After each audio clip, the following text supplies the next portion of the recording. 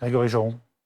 Alors, pour rebondir sur l'aspect préventif, la difficulté, on s'y est déjà frotté avec la loi anti-casseurs il n'y a pas si longtemps que ça, il y a quelques années. Et en fait, l'article qui permettait de transférer un pouvoir administratif au préfet pour justement pouvoir empêcher les éléments les plus radicaux connus avec justement des interdictions de paraître, tout simplement, et a été retoqué.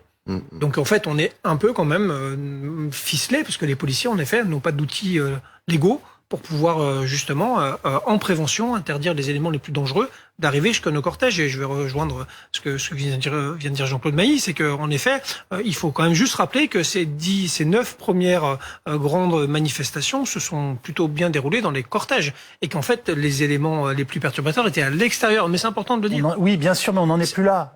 Oui, mais quand même, parce que ça veut dire que les confédérations et avec leurs services d'ordre font très bien le boulot.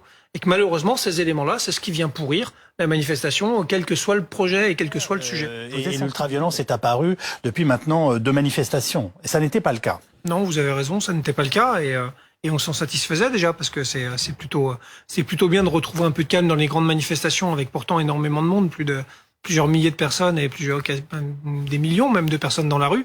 Le retour de la violence, c'est forcément aussi le retour psychologiquement de quelque chose qui a marqué les agents et les personnels, c'est le mouvement des Gilets jaunes, dans sa récurrence, dans son intensité sur certains engagements.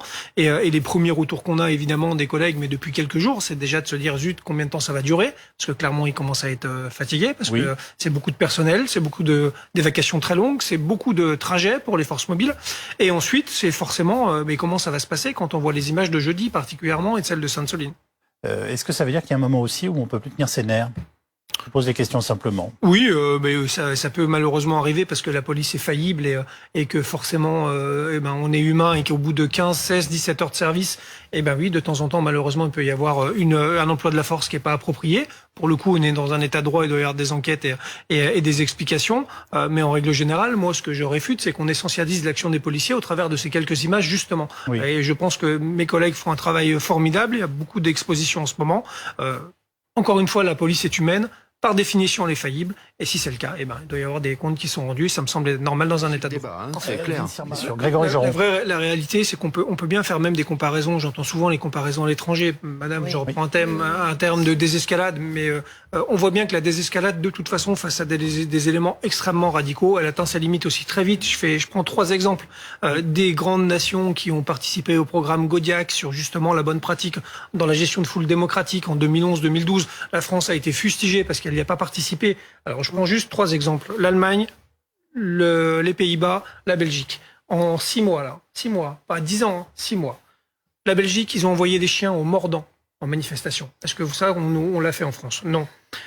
Aux Pays-Bas, ils ont tiré à balles réelles sur les manifestants d'une manifestation d'agriculteurs. Est-ce qu'on l'a fait en France? Jamais. En Allemagne, on voit ce que ça a donné sur les derniers champs de mines de charbon avec Greta Thunberg, qui était présente, Percy, qui a été interpellée.